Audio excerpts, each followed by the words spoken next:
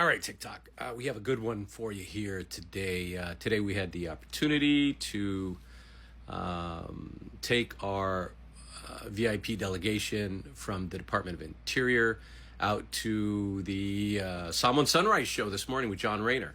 And so the photo above, of course, is yours truly, John Rayner, the host of the Samoan Sunrise radio program on 93 KHA Radio. Then you have the Deputy Secretary, Kate MacGregor, and Mr. Bill Hague, who is the Principal Deputy Assistant Secretary of the Department of Interior. And so the topic today primarily was about deep sea mining. And so I thought you guys should hear this firsthand. It's American Samoa's best music mix, 93 KHA. I want to give a big shout out to my good buddy Mike McDonald, who is in studio with us today. Hey, Mike, how you doing, man? Hey, Talofa John. Good morning, American Samoa. Good to be back.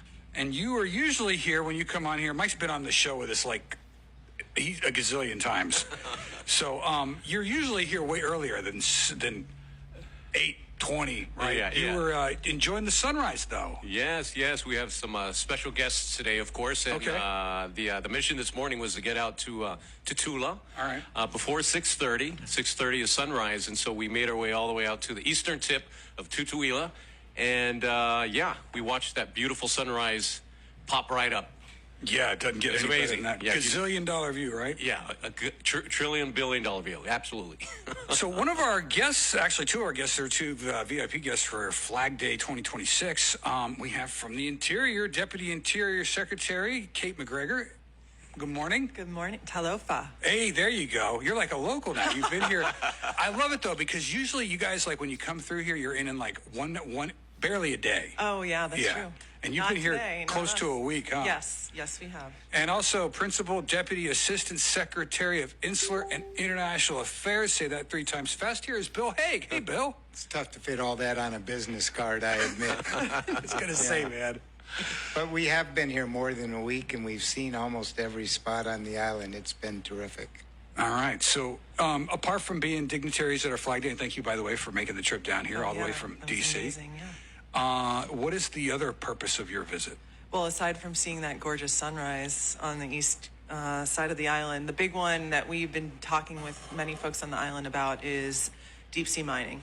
So I know there's a lot of questions about it, and we wanted to make sure that we were here to answer any that you have. Okay. Well, where does things sort of stand with the deep sea mining and the Interior's efforts in, drill? Are you drilling or not drilling? No. So, and that's a big one too to correct. So really, the way this started is with what's called an RFI, which is a request for information, nothing more, nothing less. Simply saying, hey, what does everyone feel about this? What are we thinking? And really that's both for the local community, for government officials, and for environmental groups who might want to share their feelings, and also for industry to say, hey, this is what we think might be out there. You might actually have amazing deposits of cobalt, but we just don't know. So that RFI went out and it closed, and we have all of those comments. And Interior's role is to process those and sort of decide what are the next steps. And the next logical step would be to conduct a lease sale. And I think at the same time, our partner agency, who many of you may have seen some of their boats out in Pago Pago, NOAA, was conducting some seabed resource evaluation, and they just posted on their website some of what they found. And what they found is encouraging data if you're trying to mine cobalt. Yeah, I think it's encouraging. They still have to do mineral assays of the actual nodules, and what it looks like is they pulled box cores, and Mike can probably talk a little bit about that, but they pulled box cores in different areas. And what they're looking to see is, okay, what do we actually have out there? Do we have anything that's commercially viable? And if it's commercially viable, and if it has the very special critical minerals that are only rarely found in certain areas of our world, then what do we do next? And I think, what your listeners should know is China's moving forward on stuff like this. And what we all saw at the beginning of the Trump administration when I started in my job was some of our unfriendly nations who do not like our country using our mineral dependence on critical minerals against us by shutting down those markets and that access. And things like cobalt. Where did that happen? It happened right around December because it became like a trade issue, and essentially they restricted the market, and many companies rely on cobalt. When you say they, we're talking China here? Yes, China's controls a very important aspect of critical mineral flow when they develop those resources, and not just in mainland China, like in Africa. And cobalt's in your cell phone. Cobalt's in probably some of your radio equipment here. Everyone relies on specific minerals, and our nation has slowly watched as our dependence on critical minerals has grown.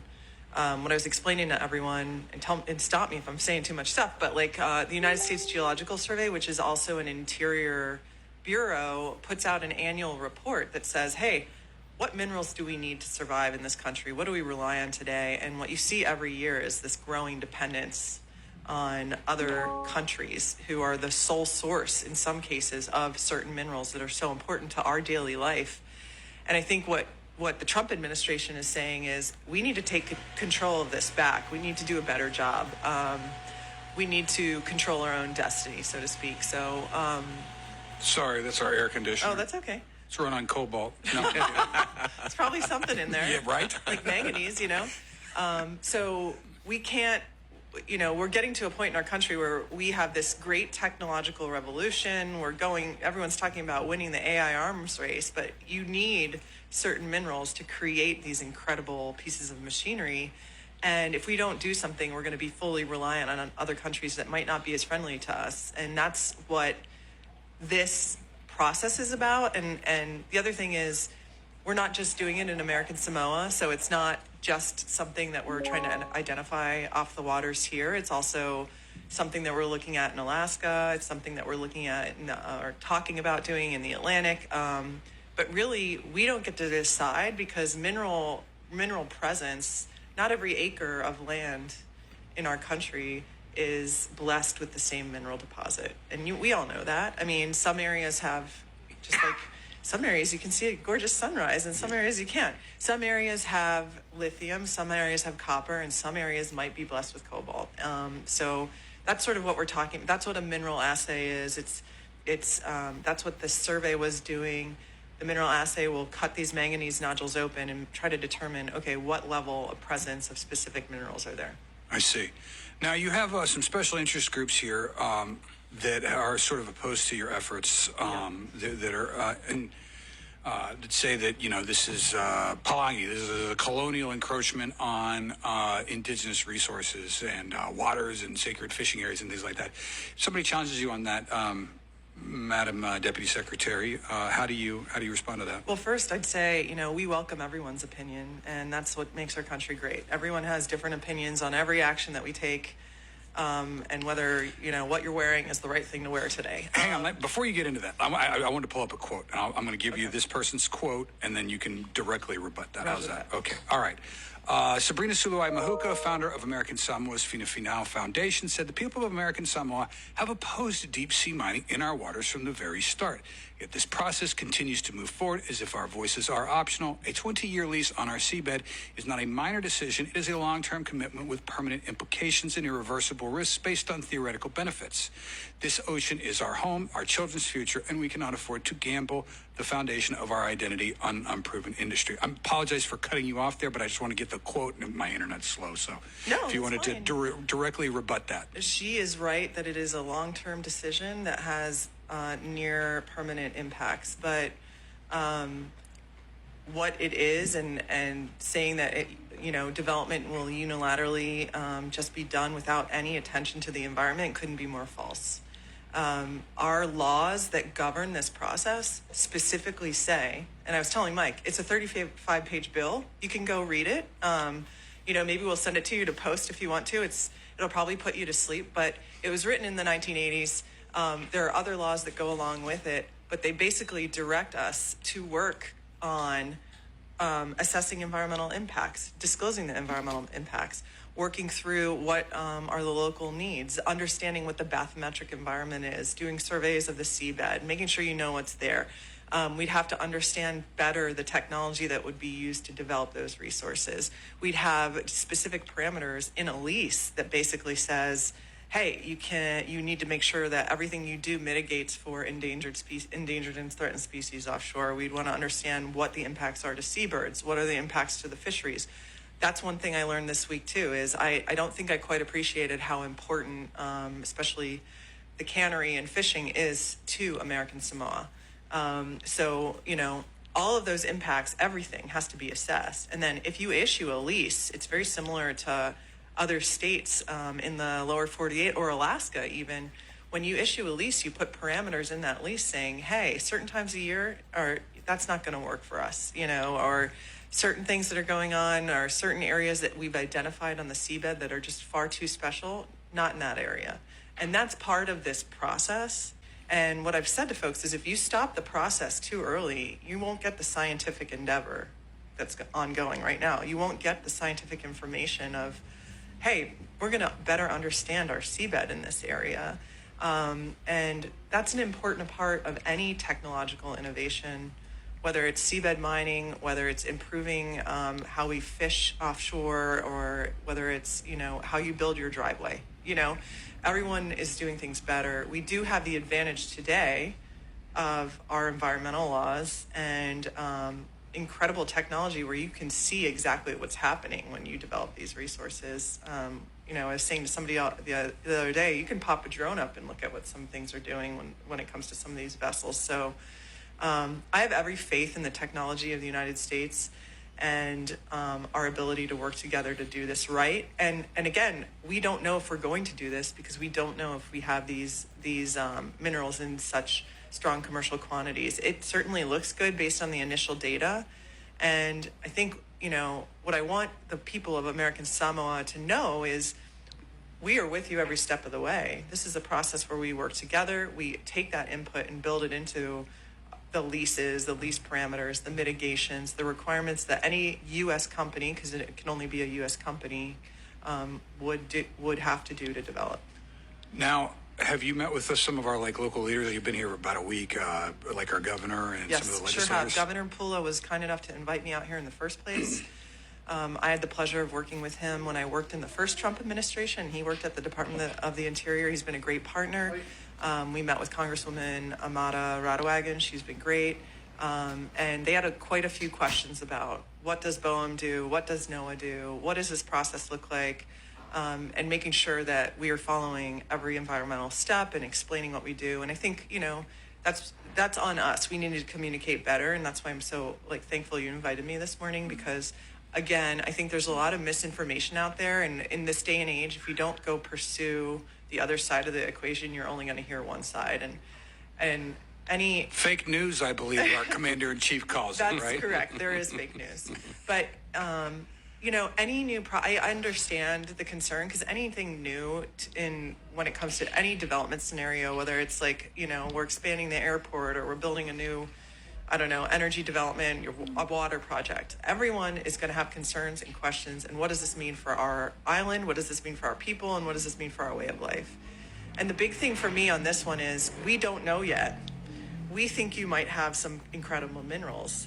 That might fundamentally change an economic picture here in American Samoa and give you a more diverse opportunity for your children and everyone who lives here for another business to come. We don't know, but at least in that process, that's something that we can look at. If all goes well, what's best case scenario as far as mining these minerals? I mean, if I had a vision for what would happen, of course, we'd do a strong environmental review. We'd work with the people of American Samoa to land on the right parameters and requirements to put in that lease that they would want to see to make them comfortable. We'd get a strong competition of different U.S. companies interested in development. And then we'd have minerals that are so unique in the entire world that it makes American Samoa very, it gives you the leverage that you need to attract that business here. And then all week I've been hearing about, God, we'd love to have the Coast Guard here more often. We'd love to have a cutter. We'd love to have improvements to our seaport.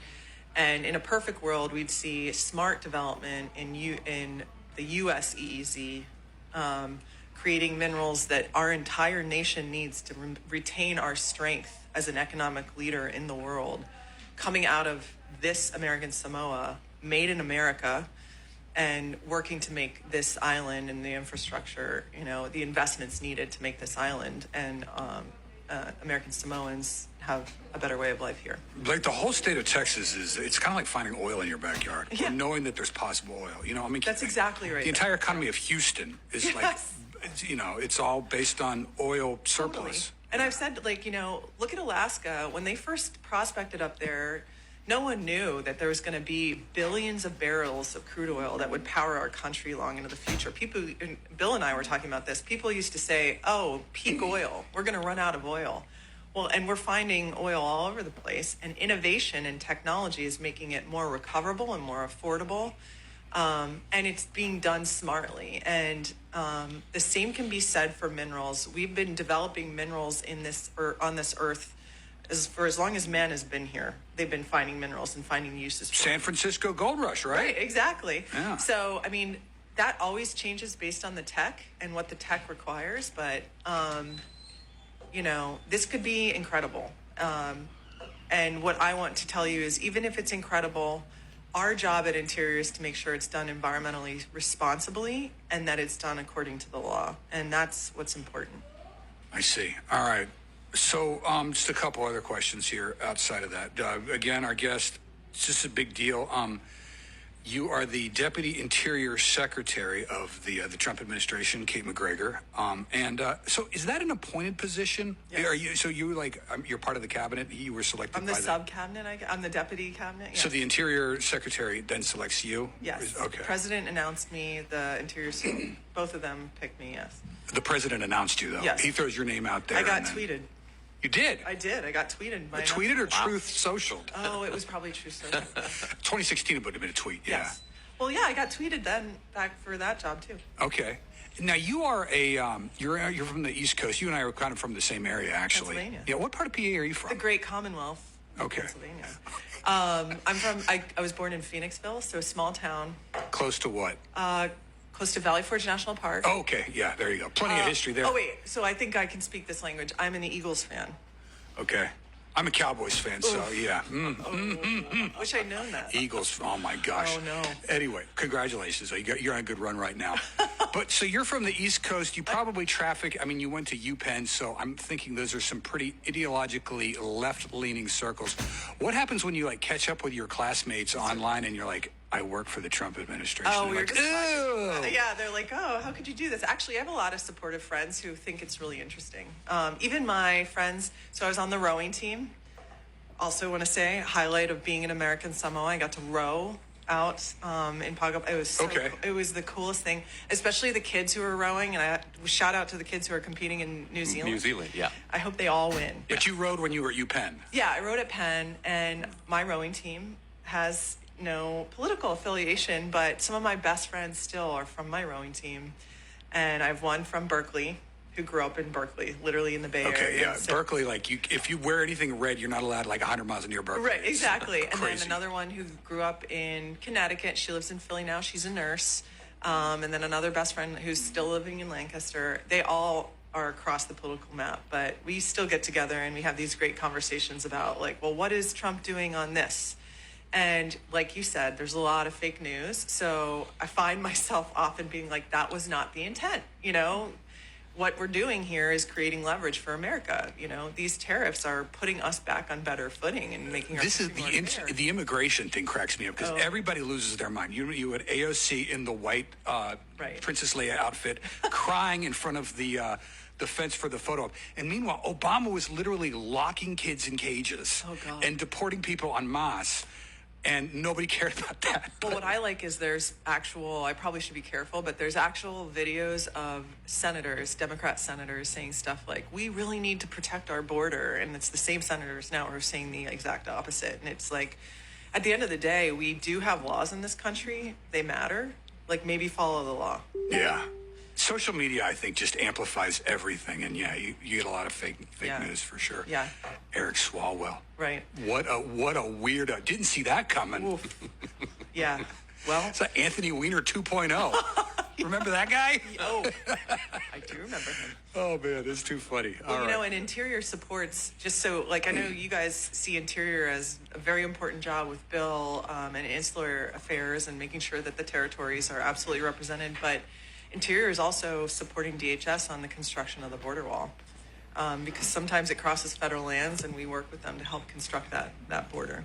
Are we, you think, I got to ask you this, are we moving into a direction where immigration is going to be a lot tougher? Because I feel like, I'm just watching, there's been so many people that have taken advantage of illegal immigration, like the H-1B program. Texas is insane. Like, Texas is going to be blue by the end of the decade, I think.